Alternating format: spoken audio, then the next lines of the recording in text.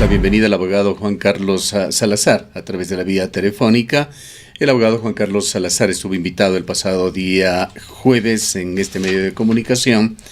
No se pudo realizar en ese día la entrevista por una falta de adecuada coordinación con su arribo fundamentalmente a este medio, pero quedamos con esta entrevista pendiente. Le damos la bienvenida, abogado Salazar. Usted representa a Medivesa, empresa asentada en la ciudad de Cuenca, que fue objeto de una amplia investigación, un juicio, y sobre el cual se emitió sentencia la semana pasada. Importante conocer el punto de vista de Medivesa expresada por usted como representante legal. Muy buenos días a todos ustedes y quienes nos escuchan. Ante todo, ofrezco una disculpa. La semana pasada realmente un imprevisto en la vía fue la que me impidió llegar, pero bueno, lo importante es que el asunto es con salud y estamos acá con ustedes. A ver, importante también comentar lo que sucedió dentro del proceso Medivesa. La sentencia fue absolutoria para el presidente, la presidenta, hablando con propiedad, de la compañía, y hubo una sentencia de condena respecto del gerente. Una sentencia de condena que consideramos nosotros es incorrecta. ¿Y por qué razón es incorrecta? El tipo penal del artículo 217 del Código Orgánico Integral Penal establece ciertos elementos que en la especie no se demostraron. Lo único que pudo demostrarse en la especie es la existencia de medicamentos caducados, pero en bodegas de la empresa. No medicamentos caducados que hayan sido despachados, que hayan sido vendidos, o que se encuentren en las respectivas fechas de las farmacias. Tampoco se demostró dentro del proceso la verificación de medicamentos falsos o medicamentos que incumplan aquellos elementos de estabilidad, composición y eficacia. Además, la demostración, digo yo, de la existencia de medicamentos caducados en bodegas, eso, en primer término, no es delictual. ¿Y por qué no es delictual? Porque una empresa de medicamentos puede tener en un momento dado medicamentos caducados en la zona de cuarentena para ser eventualmente destruidos. Salazar, permítame una pregunta aquí para irlo... Eso genera una responsabilidad administrativa. Ya, para irlo evacuando oportunamente, este tema de los medicamentos caducados que permanecían en las bodegas de la empresa, ¿cómo se justifican?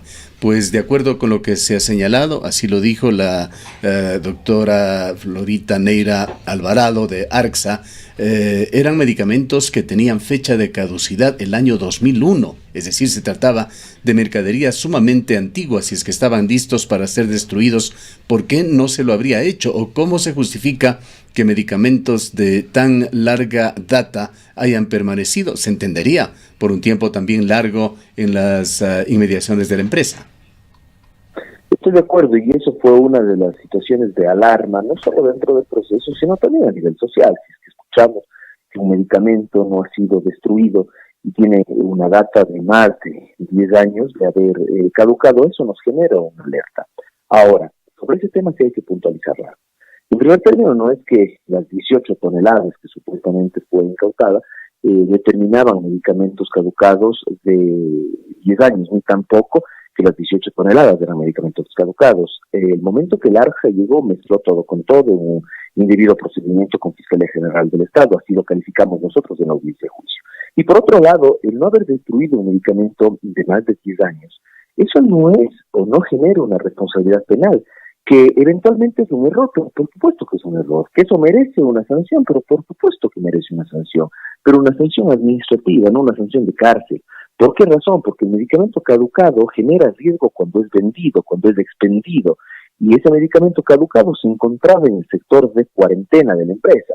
Sí, 10 años no se le destruyó, pero no es que estaba listo para ser comercializado. Y ese hecho genera una responsabilidad, pero por supuesto, a nivel administrativa, una sanción, una multa, una clausura, pero jamás la verificación de la conducta del artículo 217 del Código Orgánico Integral Penal. Doctor Salazar, buenos días. En este tema, uno de los aspectos por los cuales se le acusa, o así salió en las distintas denuncias, es que todos estos medicamentos caducados eran reetiquetados, y la forma de confirmar quizás esto era porque muchos de ellos tenían registros sanitarios cambiados, otros que no existían, y otros medicamentos simplemente no tenían registro sanitario. A ver, hay que informar correctamente a la ciudadanía sobre el hecho de este reempaquetado, porque Fiscalía General del Estado y el ARSO se encargaron de dar una noticia o dar una información que era errada. Para reempaquetar o para empaquetar se necesita una máquina blisteadora, que fue una de las encontradas dentro del allanamiento. Pero no es que se utilizaba la blisteadora para reempaquetar. Medivesa lo que hizo fue importar medicina de granel, es decir, un producto intermedio, un producto que ya se encontraba terminado, que simplemente faltaba ser acondicionado, es decir, empaquetado, y lo importó a un prestigioso laboratorio del Perú a través de todos los requisitos previstos en la norma. Importado ese medicamento de granel, lo que se hacía en esa blisteadora era blistear, es decir, empaquetar, es decir, acondicionar ese medicamento. Ahora bien, esas importaciones se las hicieron con los registros sanitarios generados por aquella empresa que vendía o que exportaba los medicamentos desde Perú hacia el Ecuador. Tanto es así que uno de los requisitos para la importación es el ok del organismo de control. Y el organismo de control dio el ok para esa importación. ¿Cuánto se importó un mes antes del allanamiento? 10 toneladas.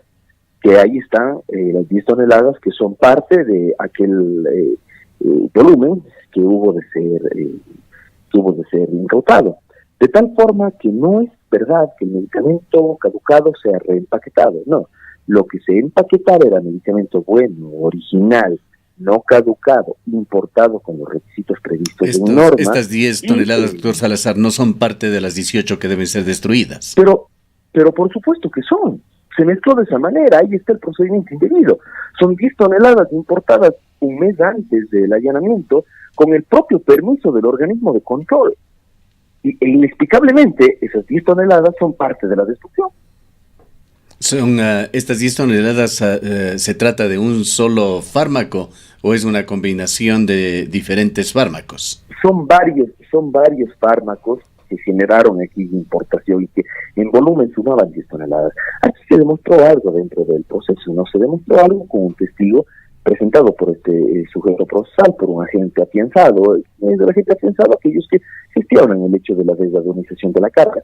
Y él explicaba que para poder haber importado y para importarse esas 10 toneladas se requería un visto bueno del organismo de control, y que el visto bueno del organismo de control se generó, es decir, el organismo de control conocía con un mes de anticipación que esas 10 toneladas ingresaron al país.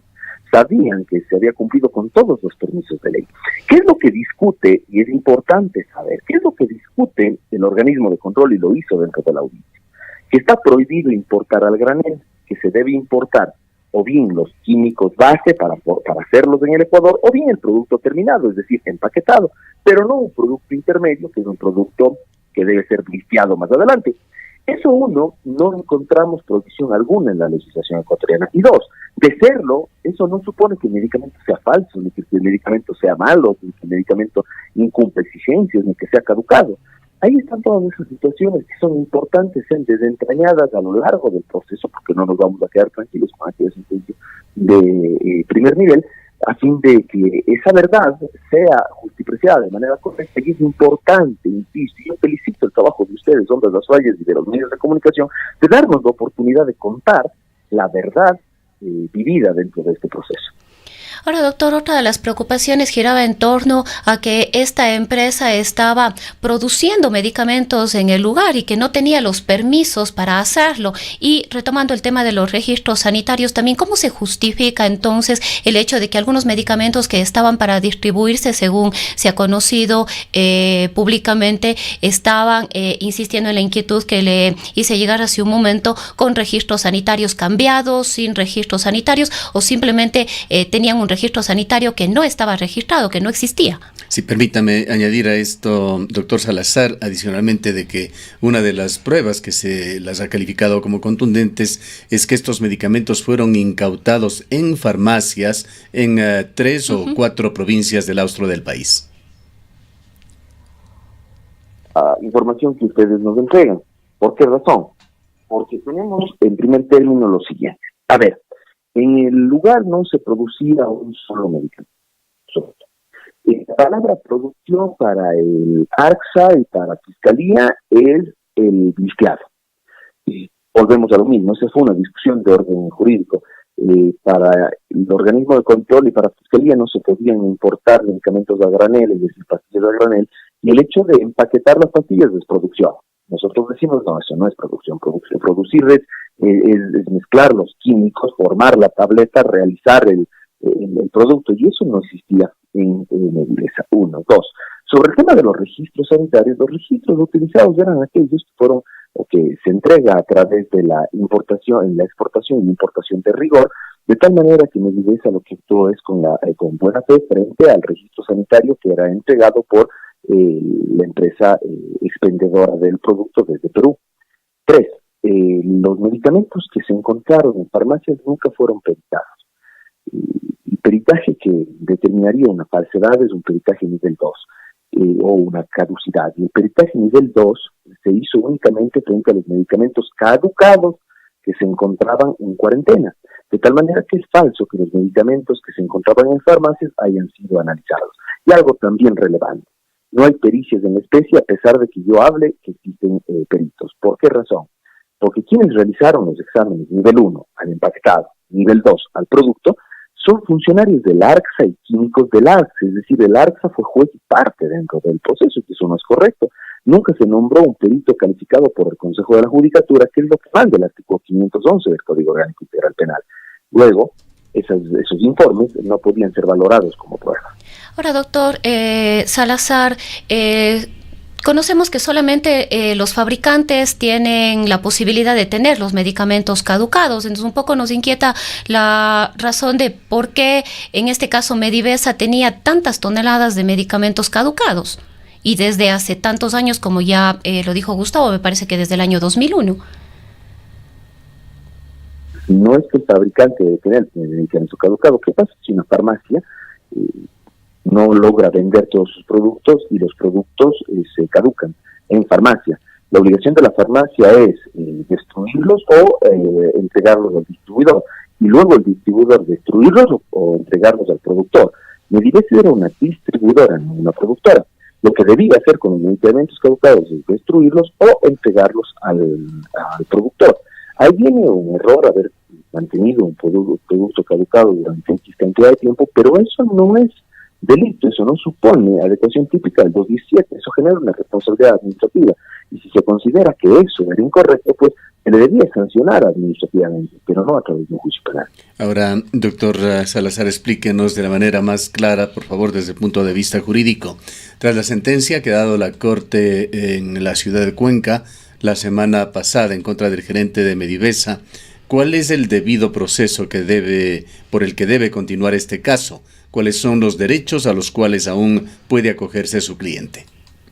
Bueno, tenemos un recurso de apelación que estaría pendiente. Esperaríamos, antes de activarlo, necesariamente conocer la resolución a través de sentencia por escrito, que esa no ha sido emitida, y luego, pues, activar los medios impugnatorios que se crean pertinentes. Sobre el POT, sobre qué vamos a hacer con la resolución, yo pienso que es muy prematuro tomar una decisión o hablar de una decisión tomada si no tenemos una sentencia por escrito, porque tenemos que revisar si la sentencia se encuentra motivada o no, tenemos que revisar si es que la sentencia cuenta o narra todos los acontecimientos vividos en audiencia, tenemos que ver si la sentencia justiprecia o no correctamente los elementos, de tal manera que en este momento informar sobre una decisión por tomar o tomada es complejo, porque necesitaríamos la sentencia por escrito. ¿Se han emitido, por otra parte, medidas cautelares en contra de su defendido? La medida cautelar que el gerente de la compañía lo ha venido sosteniendo desde el momento mismo de la formulación de cargos fue el tema de una presentación periódica ante la autoridad competente y una provisión de salida del país. Esas dos medidas pues se mantienen y las ha venido cumpliendo sin ningún inconveniente. Bien, si algo más desea agregar usted, doctor Salazar. Es simplemente agradecer el espacio a ustedes en múltiples ocasiones cuando he podido estar en su casa, les he dicho, ¿no? La prensa es la voz de la ciudadanía, es los ojos de la ciudadanía y son las manos de la ciudadanía. Solo con una prensa libre podemos generar criterio libre a la sociedad. Agradezco muchísimo el espacio y tengan por seguro que cualquier situación que se tome respecto al proceso, pues ustedes serán los primeros en conocerlo. Gracias al abogado Juan Carlos Salazar.